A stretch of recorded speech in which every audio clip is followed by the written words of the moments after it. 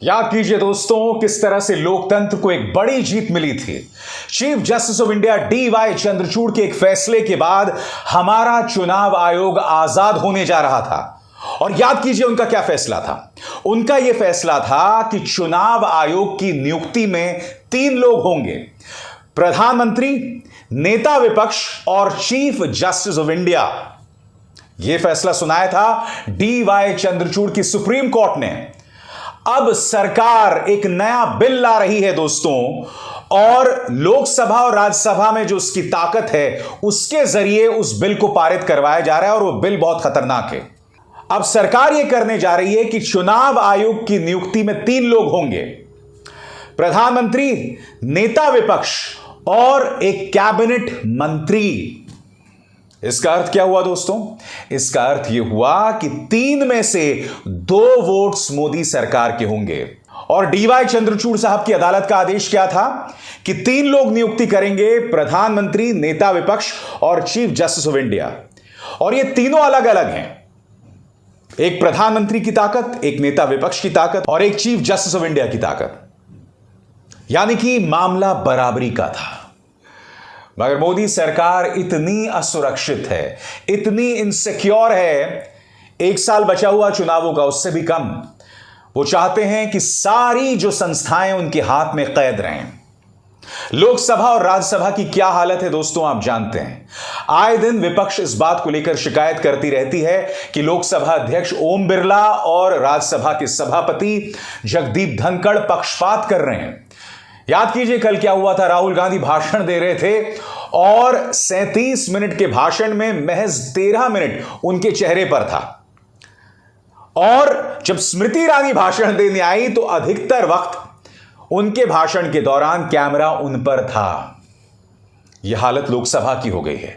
राज्यसभा के अंदर याद कीजिए किस तरह से संजय सिंह को निलंबित कर दिया गया था, किस तरह से राज्यसभा के सभापति ने आदेश जारी कर दिया था बगैर वोटिंग के डेरेक ओब्रायन को निलंबित करने के लिए।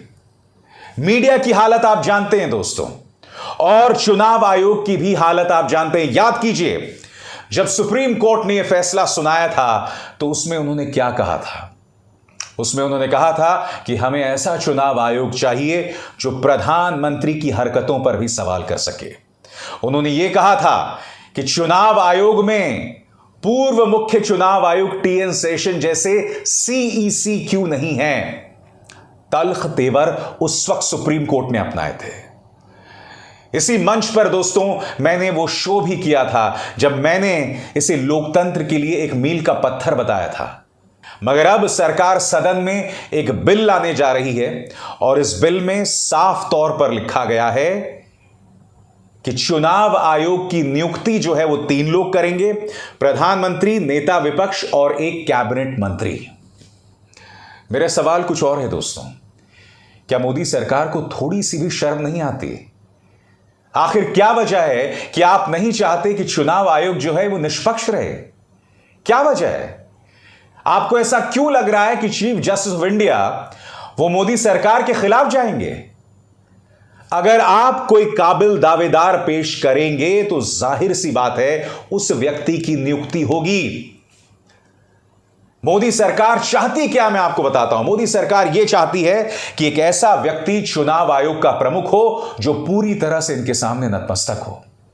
इससे पहले भी आपको याद होगा प्रधानमंत्री नरेंद्र मोदी, देश के गृह मंत्री अमित शाह, उत्तर प्रदेश के मुख्यमंत्री योगी आदित्यनाथ, ये लोग लगातार चुनाव आयोग के दिशा निर्देशों की धज्जियां उड़ाते हैं। 3 मिसाल देना चाहता हूं मैं आपको। प्रधानमंत्री नरेंद्र मोदी ने खुलेआम यह कह दिया था कि कांग्रेस आतंकवाद पर नर्म इसलिए है क्योंकि उसे एक खास समुदाय के वोट चाहिए। यानी कि एक पूरे समुदाय को आतंकवाद के साथ प्रधानमंत्री ने जोड़ दिया था। याद कीजिए गृह मंत्री अमित शाह ने कांग्रेस, समाजवादी पार्टी और बसपा की तुलना आतंकवादी कसाब से की थी। याद कीजिए मुख्यमंत्री आदित्यनाथ ने यह तक कहा था कि यह चुनाव 80% बनाम 20% है। इन तमाम मुद्दों पर खामोश रहा। मैं आपको एक और घटना बताना चाहता हूं दोस्तों। 2019 के लोकसभा चुनाव हुए थे, याद है आपको क्या हुआ था?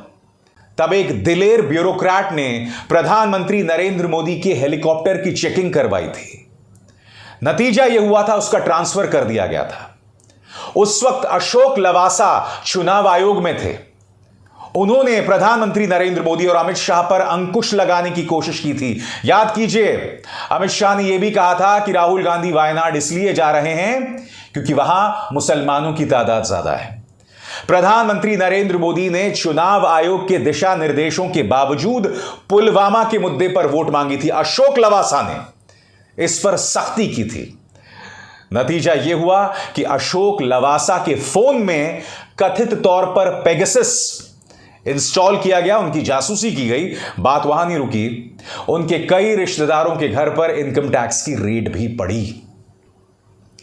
यह हालत है मोदी सरकार की दोस्तों, जो अपने आप में कितना शर्मनाक है। मैं फिर आपसे सवाल पूछना चाहता हूं, आखिर क्या वजह है? आखिर क्या वजह है कि हर चीज पर यह मोदी सरकार काबू करना चाहती है? आखिर आप बार बार chief justice of India DY Chandrachud के फैसले को क्यों पलट रहे हैं? और यह दूसरी बार हुआ एक हफ्ते में। याद कीजिए, दिल्ली सर्विसेज बिल और उसका आदेश क्या था? उसका आदेश यह था दोस्तों कि दिल्ली के जो अधिकारी हैं वो चुनी हुई सरकार यानी अरविंद केजरीवाल को रिपोर्ट करेंगे। मगर फिर मोदी सरकार एक बिल लाती है और अब ये तमाम अधिकारी जो हैं किसे रिपोर्ट करेंगे? ये तमाम अधिकारी रिपोर्ट करेंगे उपराज्यपाल को, जो मोदी सरकार के नुमाइंदे हैं। अब आप खुद बताइए दोस्तों, एक राज्य के अंदर अधिकारी चुने हुई सरकार को रिपोर्ट करेंगे या फिर एक ऐसे व्यक्ति को जो केंद्र सरकार का पिट्ठू है, जो केंद्र सरकार का नुमाइंदा है? आखिर क्यों? इतनी असुरक्षित क्यों है मोदी सरकार? दोस्तों, मैं आपको बतलाना चाहूंगा, आपकी स्क्रीन पर यह है प्रशांत भूषण। प्रशांत भूषण का कहना है कि केंद्र सरकार ये जो बिल लेकर आ रही है, ये पूरी तरह से लोकतंत्र के खिलाफ है और ये मामला फिर से सुप्रीम कोर्ट में जाएगा और सरकार को हार का सामना करना पड़ेगा। बार बार अध्यादेश के रास्ते का इस्तेमाल किया जा रहा है, बिल के रास्ते का इस्तेमाल किया जा रहा है, लोकसभा और राज्यसभा में जो इनकी ताकत है उसका बेजा इस्तेमाल किया जा रहा है लोकतंत्र को रौंदने के लिए। मैं आपसे एक सवाल पूछना चाहता हूं और इस देश की जनता के नाते आपको इस सवाल का जवाब देना पड़ेगा। आखिर हमारा चुनाव आयोग निष्पक्ष होना चाहिए या नहीं होना चाहिए? क्या चुनाव आयोग को केंद्र सरकार के सामने नतमस्तक होना चाहिए? क्या उसका पिट्ठू बना रहना चाहिए? ये सवालात हैं और उनके जवाब दिए जाने बहुत जरूरी हैं। चुनाव आयोग पर लगातार पक्षपात का आरोप लगा है मोदी सरकार के 9 साल के कार्यकाल में। चुनाव आयोग ने इससे पहले आखिरी बार मोदी सरकार का तब विरोध किया था दोस्तों, जब मोदी सरकार सीक्रेट इलेक्टोरल बॉन्ड्स लेकर आई थी, यानी कि गुप्त तरीके से, चोरी के रास्ते से कोई भी व्यक्ति किसी भी पॉलिटिकल पार्टी को कितना भी पैसा दे सकता है और वो जो पैसा आ रहा है उसमें से करीब 80% भाजपा की जेब में जा रहा है, यानी कि ब्लैक मनी को भी बढ़ावा। वो आखिरी बार था दोस्तों जब चुनाव आयोग ने मोदी सरकार के इस फैसले का विरोध किया था। उसके बाद चुनाव आयोग में इनके पिट्ठू बैठ गए जो पूरी तरह से इनके सामने नतमस्तक थे। यही वजह है कि सुप्रीम कोर्ट के फैसले को फिर से पलटा जा रहा है, जो अपने आप में कितना दुखद है। और मुद्दा यह नहीं है कि chief justice of India DY Chandrachud के 2 फैसलों को पलटा जा रहा है। दोस्तों, पिछले करीब 1.5 दशक से RTI यानी सूचना का अधिकार वो आम इंसान के हाथ में एक ताकत रहा है। क्या आप जानते हैं RTI एक्ट का सेक्शन 8 मोदी सरकार बदलने जा रही है? सुनिए अंजलि भारद्वाज क्या चेतावनी दे रही हैं, सुनिए उनकी बात। सरकार एक बार फिर से सूचना के अधिकार कानून को संशोधित करने जा रही है डेटा संरक्षण यानी कि डेटा प्रोटेक्शन कानून के जरिए से, जो सरकार कह रही है कि वो इसी सत्र में पार्लियामेंट के मॉनसून सेशन में लेकर आ रही है। अब ये कानून कह रहा है कि सूचना के अधिकार के धारा 8 को संशोधित कर दिया जाएगा, जिससे कि लोगों की तमाम निजी सूचना जो है सूचना के अधिकार के कानून के दायरे से बाहर निकाल दी जाएंगी।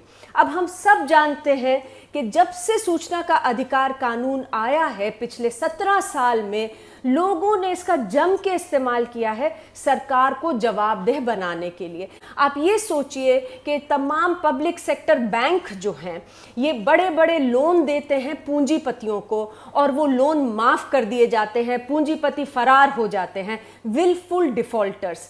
क्या लोगों को जानने का हक नहीं है कि इन लोगों के नाम क्या हैं, ये कौन लोग हैं जो हमारा पैसा लेके फरार हो रहे हैं?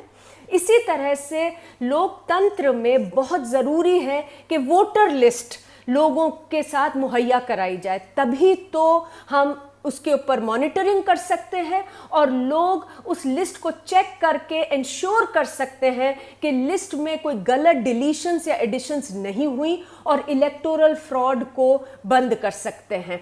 क्या ये सूचना हमारे पास नहीं होनी चाहिए? उसी तरीके से राशन, पेंशन, मनरेगा, इन सब चीज़ों में चोरी तभी होती है, स्कैम्स और करप्शन तभी होते हैं जब लोगों के पास सूचना नहीं होती कि किसको कितना राशन मिल रहा है, मनरेगा में कितनी पगार मिल रही है, किसको ठेके दिए जा रहे हैं। ये सारी निजी सूचना के तहत आकर सरकार कोशिश कर रही है कि इसे हमारी रीच से बाहर कर दिया जाए, सूचना के अधिकार के दायरे से बाहर निकाल दिया जाए।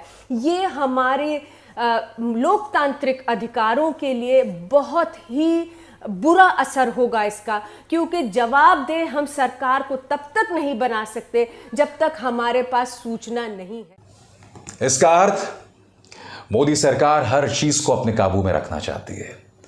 चुनाव आयोग हो, आपकी अपनी ताकत जो आरटीआई एक्ट में थी, जिसके अंतर्गत आप किसी भी सरकारी विभाग से जानकारी ले सकते थे, मगर अब अगर आप पब्लिक सेक्टर बैंक से यह जानना चाहते हैं कि कहां का पैसा किधर गया, इस पर भी अंकुश होगा। जैसा कि अंजलि भारद्वाज बता रही थी, सब कुछ डेटा प्रोटेक्शन के नाम पर।